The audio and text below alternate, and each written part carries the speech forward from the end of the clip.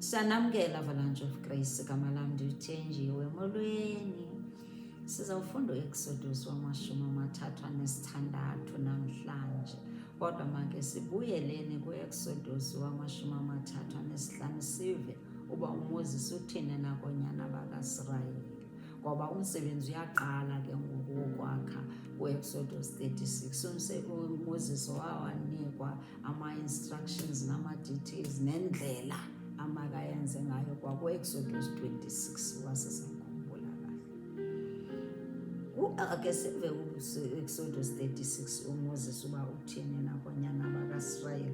Uthi kubo, khangelani uYehova umbize ngegama uBethaleli, unyana ka-Uri, unyana kaHuri wesizwe sakayuda. Athi ku-31, umzalise ngomoya kaThixo, ngobulumko nangengqondo nangokwazi nangobungcibi bamashishini onke. Uzama ke ngoku into ukuthi bangambonisi emile phaya, ngoba uBethaleli unyana wesizwe sakwayuda ukhethiwe wagcwaliswa ngobulumko, bangambonise phaya. Bamangala into ukuthi sekutheni ngoku seyinguyi-steering. Athi ukhethiwe nguYehova lo, wakuthiwa uqo uYehova wamgcwalisa ngobulumko. Nathi masibokwenze njalo xa uYehova ebakhethile abantu, sibuthini? Sibamamele. Xa besifundisa simamele, ukwenzela into ukuthi nathi sizofana nabo. Ukhethe inkokheli uYehova, kufuneka sizwe inkokheli ezicaweni, thethe ezisezicaweni ukuthi kufuneka senze njani, simamele ngoba bakhethwe nguYehova. Uthi ku-verse 31, umzalise ngomoya kaThixo nangobulumko nangengqondo nangokwazi nangobungcibi bamashishini onke. Verse 32, ukuba atheleleke ayile asebenze ngegolide, athi uzosebenza ngegolide nangesilvere, ugcwalisiwe ubulumko. Oh Lord, sineke nathi wisdom. Asiyoyicela nezi zinto, siyazicela Yesu. Ukuphila impilo ezithu sifumane wisdom. Simali, wisdom is to fear God. Nale ibalulekile esa scripture ndasithanda. Ithi the beginning of wisdom is to fear God. Xa simoyika, then singenele wisdom. Verse 34, uthi ubeke enhlizweni yakhe ukuyala yena kwano-Aholiyabi unyana ka-Ahisamaki wesizwe sakadani. Naye umkhethile, athi ubazalisile ngobulumko benhliziyo ukuba benze umsebenzi wonke wokurhola ukuluka imfakamfele nemisondo emsini emfusi nebomvu nelinene ecikizekileyo neyomlungu, babe ngabenzi bomsebenzi wonke. Akhona abazakwakha, akhona abazawuthunga nothunga ii-curtains, nazo zonke ii-decorations, nazo zonke eza-ark of covenant bazawuzenza, neza-lampstands zonke kuyenziwa ke. 36, uthi kwivesi yokuqala impahla zomnquba. Uthi kwivesi yokuqala, bosebenza ke oBethaleli no-Aholiyabi namadoda onke antliziyo ezilungileyo, awanikeleyo uYehova ubulumko nengqondo ukuba bakwazi ukusebenza yonke imisebenzi yenkonzo yengcwele nento yonke abewise umthetho ngayo uYehova.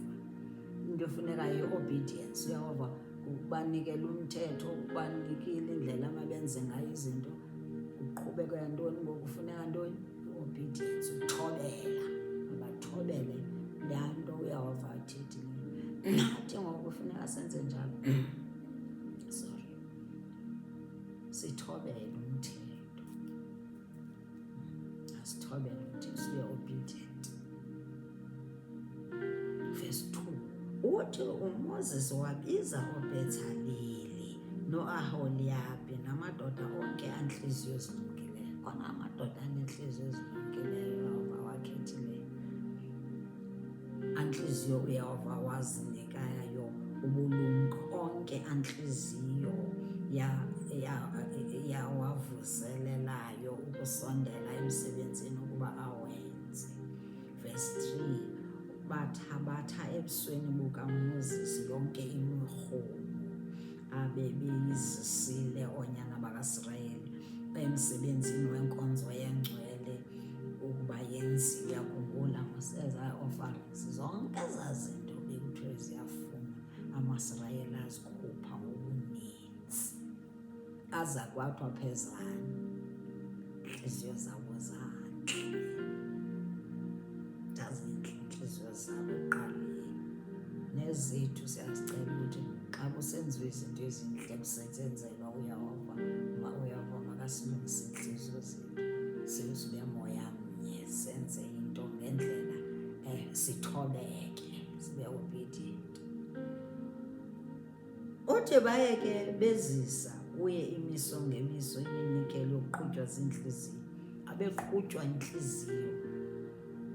Andithi ekuqaleni wayesithi ndifuna ii-willing hearts, hayi ngoku wayesefuna ukuthi baqhutywe, kubekho drive, bekho i-steering esenza into ukuthi mabazise zazo, not just willing, bekhona umoya ongcwele ozabaqhuba ukuthi mabazisise zazinto.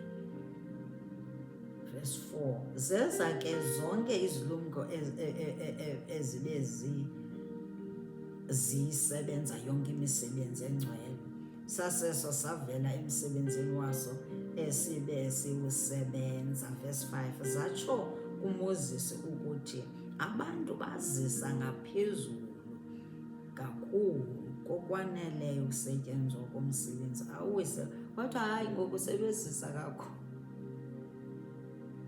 more than enough. Athiwa ngoku phezani, ngoku athiwa phezani, kusekwanele ngoku. Baxelela uMoses abakhe ukuthi hayi abantu sebenzisa kakhulu ngoku, mabapheze. Wawisa umsebenzi ngawo uYehova ukuba bewenziwe. Verse 6, wawisa umthetho uMoses ukuba kuhanjiswe ilizwi eminqubeni, lisithi amadoda nabafazi mabangabi senza mpahla yamrhumo ngokuwengcwele.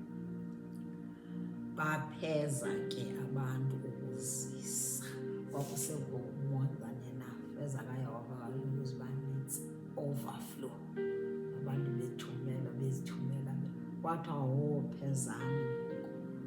Nathi ngathi singawuchola laa moya ukuthi asenze uYehova ukuthi xa senakho sihambise. Nethi ube nayo, onayo ihambise, xa ungenayo yicele ukuthi uYehova ndincede nam undiphe, ukwenzela ukuthi nam ndizokwazi ukurhula, ukwazi ukwenza umsebenzi wakho. Uma ungasebenzi, i-prayer point yakho yokuthi Lord ndiphe umsebenzi ukwenzela ukuthi nam ndizoba negalelo emsebenzini wakho. Verse 7, impahla yazanela izinto zonke emisebenzini yonke ukuba bayenze, yada yasala. Kodwa kwakho ezisalayo emveni koba sebenzile izinto ekufanele uYehova athi mabazenze. Verse 8, bonke abantliziyo zilungileyo phakathi kwabenza imisebenzi bawenza umnquba. Amalengalenga abali-10 nelinye ecikizekileyo kwenziwa umsebenzi ngoku, aphothiwe ngemisondo emsi nemfusa nebomvu, benza iikerubi, umsebenzi wengcibi yokoluka. Ubude bamalengalenga lilinye baba ziikubhithe ezi-10 ngalaa ndlela as the Lord commanded. Baba obedient. Nathi ke sihambe ngalo mgaqo, ngoba xa kuthiwe makwenziwe kanje nathi masenze njalo. Verse 10, bahlanganisa amalengalenga amahlanu elinye nelinye ngalaa ndlela bebexelelwe ngayo. Kuyasetyenzwa ke ngoku bantabethu. Verse 11, benza amasango ngemisondo emsi ephethwe welinye ilengalenga. Kuvesi 12 benza amasango aba50, kuyanzima. Kwelinye ilengalenga benza amasango aba50. Vesi 14 benza amalengalenga oboya bebhokhwe. Vesi 15 ubude bamalengalenga kuyasetyenzwa ke ngoku. Vesi 16 bahlanganisa amalengalenga benza amasango ama50 emphethweni welengalenga linye lokugqibela. Vesi 20 kuyasetyenzwa ke ngoku, benza ngalaa ndlela uYehova bebanike ngayo i-instruction, ezaa details, imiqathango. Nantsiya vesi 31 benza imivalo ngoku ngomqampunzi ngemithi. Vesi 35 benza umkhusane ngemisondo yomfosa nebomvu. Vesi 37 umnyango wentente bawenzela isitheliso ngemisondo nemfosa nebomvu nelineni ecikizekileyo ephothiweyo, umsebenzi woyimfakamfele womluki. Vesi 38 neentsika zaso zantlanu namagwegwe aso azaleka, iintlobo zazo ngeminqwiwo zayo baya-outlayina ngegolide, neziseko zazo zozihlanu zezobhedu. Ngalaa ndlela uYehova ebebaxelela ngayo. Sizawuqhuba ke ngosivu ku-37 ukuthi kwakhiwe kwenziwe ityeya ku-37. Sesizawugqiba, sesikufutshane. Kwenziwa naku-38 kwenziwa impahla yomnquba. Kwenziwa impahla yomnquba apha kwenziwa ku-37. Sesifutshane ku-40. Oh, haleluya. Bekungakululanga ukufunda iBhayibhile ndoxa, kodwa xa siyifunda nam nawe imnandi kanjani xa ungayifunda